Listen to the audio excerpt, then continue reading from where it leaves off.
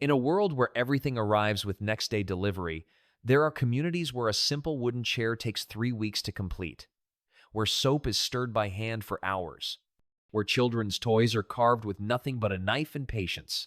But why do they choose this way of life when machines could cut their work time by 90%?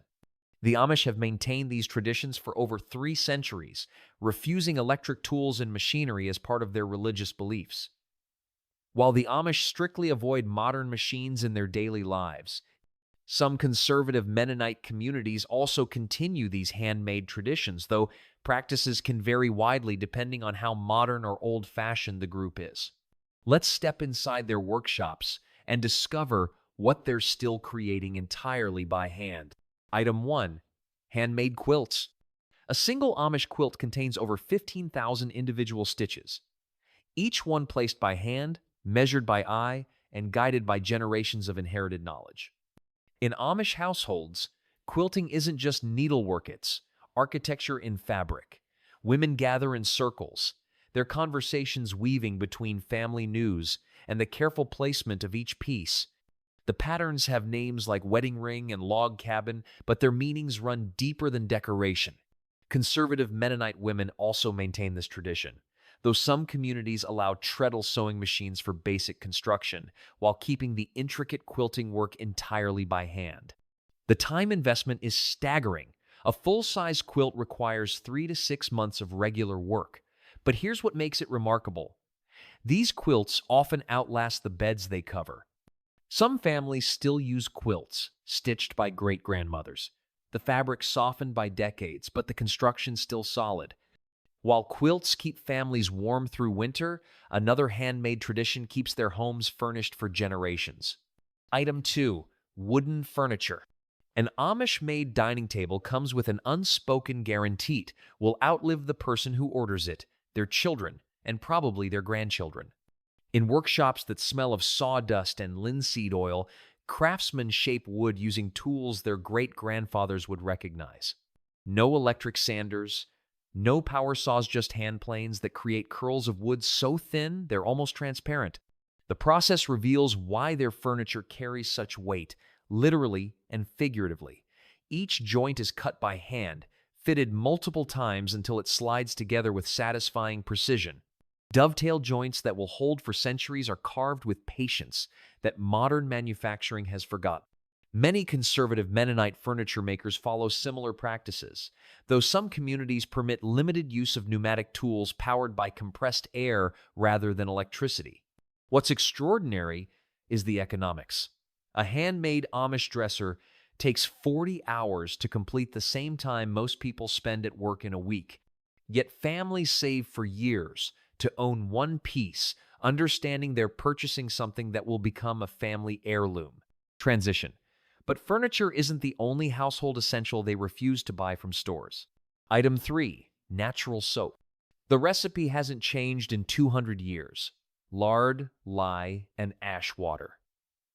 Yet this simple combination creates soap so pure it makes commercial products seem like chemical experiments. Soap making in Amish homes happens in large batches, usually twice a year. The process requires precise timing. Water must reach exactly the right temperature, and the mixture must be stirred by hand until it achieves the consistency of thick honey. Conservative Mennonite families often maintain this tradition as well, viewing homemade soap as both economical and healthier for their families. The knowledge is passed down through careful observation. Mothers teach daughters to recognize when the mixture is ready, not by thermometers or timers, but by subtle changes in color and texture. The finished bars cure for 6 weeks, hardening into soap that can last months with daily use. What modern soap makers struggle to replicate is the longevity. These handmade bars don't dissolve quickly or leave residue. They're engineered through generations of refinement to do exactly what soap should do, nothing more. Storage for this soap, like many household necessities, requires another handmade essential. Item 4. Woven baskets. Every Amish home contains dozens of baskets, each designed for a specific purpose that machines haven't been able to improve upon. The materials grow wild willow branches, oak splits, and reed grass that must be harvested at precisely the right season. Too early and the fibers are weak. Too late and they become brittle. Basket weaving requires an understanding of engineering that isn't taught in schools. The base must distribute weight evenly.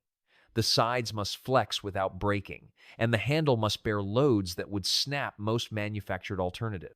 In conservative Mennonite communities, basket making often becomes a small family business, with different members specializing in different sizes and styles. The skill level becomes apparent in the details. A master weaver can create a basket so tight it holds grain without losing a single kernel, yet flexible enough to be compressed for storage. The patterns aren't just decorative, they're structural elements that add strength where stress naturally occurs. These baskets serve the household for decades, developing a patina from use that somehow makes them more beautiful rather than worn. What fills these baskets often comes from another time-intensive handmade process. Item 5. Preserved foods. When autumn arrives, Amish kitchens transform into preservation laboratories, where vegetables are transformed into sustenance that will last until the next harvest. The canning process hasn't been updated by technology because it doesn't need to be. Glass jars, metal lids, and carefully controlled heat create an environment where food remains fresh for years without refrigeration. But the skill lies in the details that can't be mechanized. Knowing exactly when green beans have blanched long enough, understanding how altitude affects processing time, and recognizing the subtle signs that indicate proper sealing. Conservative Mennonite families often maintain extensive gardens specifically for canning, viewing food preservation as both practical necessity and spiritual stewardship. The time investment is enormous. A typical family might process over 300 jars during harvest season, working from dawn until well past sunset. But the payoff extends beyond nutrition. These preserved foods connect families to the rhythm of seasons in ways that grocery shopping never could. The varieties preserved often include vegetables and fruits that commercial processors have abandoned because they don't ship well or have short shelf lives flavors that have been lost to industrial agriculture. The clothes worn during these long preservation days are themselves products of careful handcraft. Item 6. Hand-sewn clothing.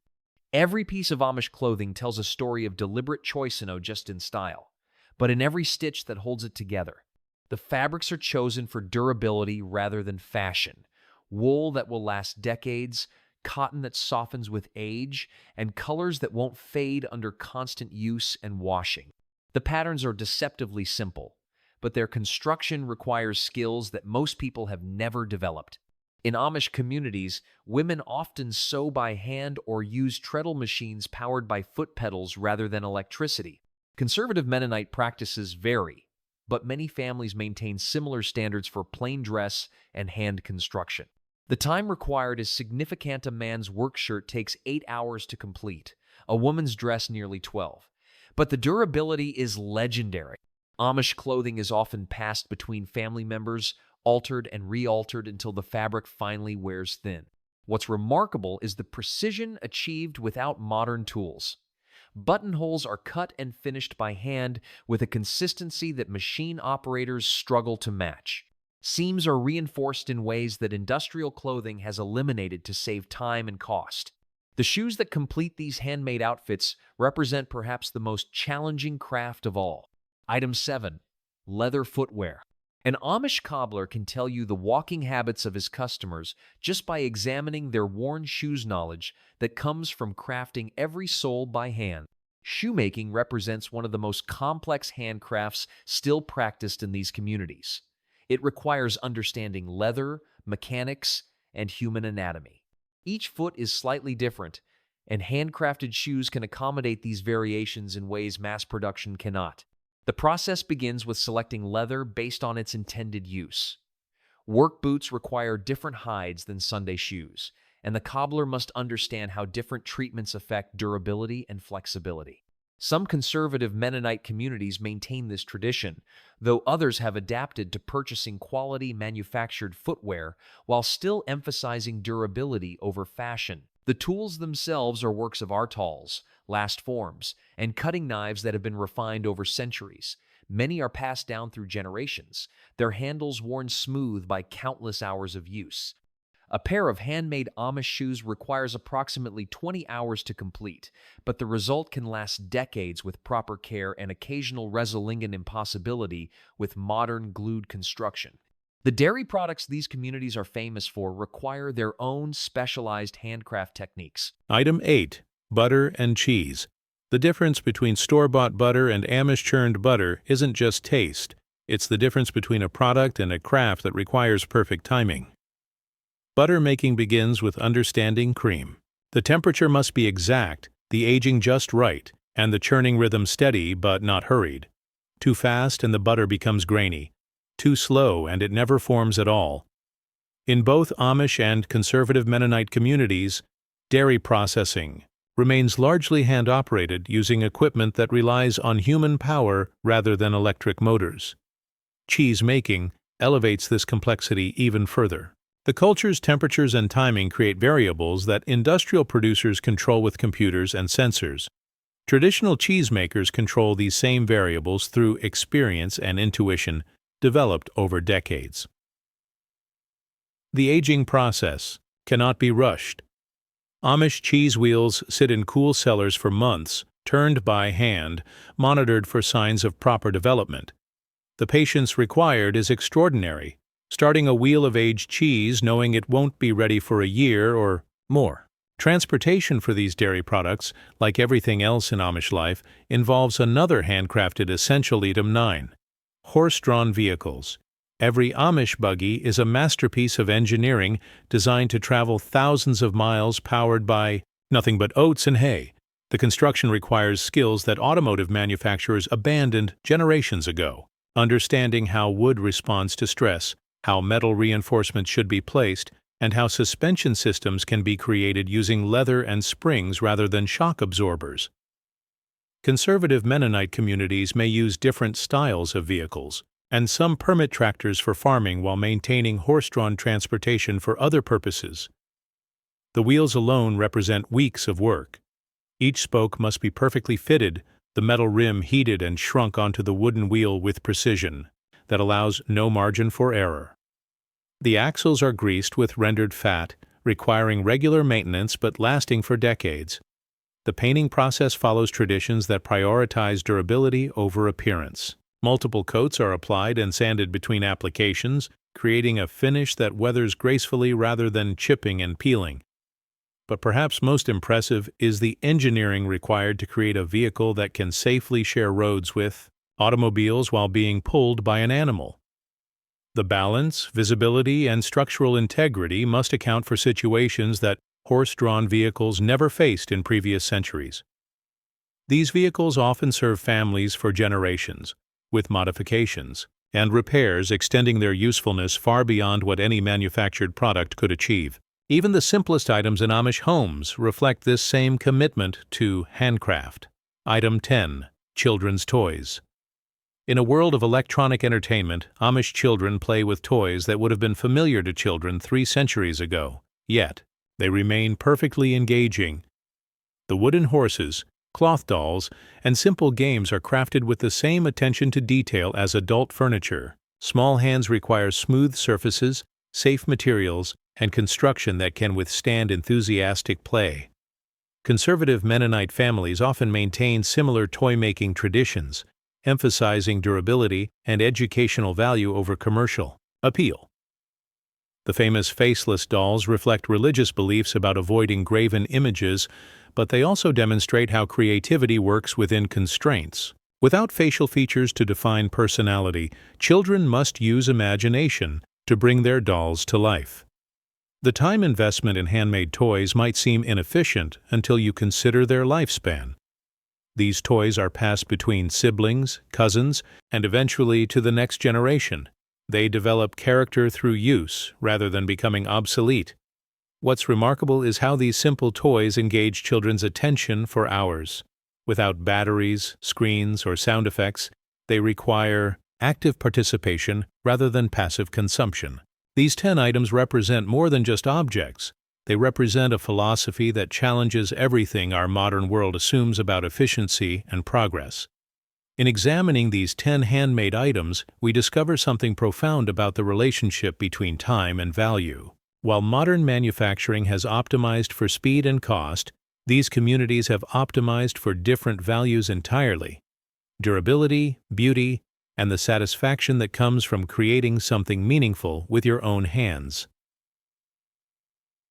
The Amish and conservative Mennonite commitment to handcraft isn't about rejecting progress. It's about defining progress differently. When a quilt lasts for generations,